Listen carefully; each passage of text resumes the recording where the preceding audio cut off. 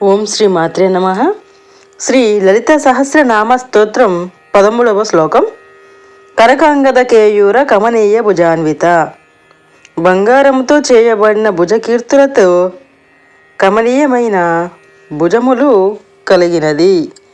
రత్నగ్రైవేయ చింతాక లోలాముక్త ఫలాన్విత.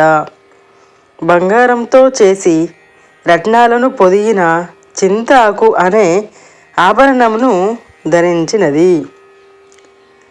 కనకాంగద కేయూర కమనీయ భుజాన్విత.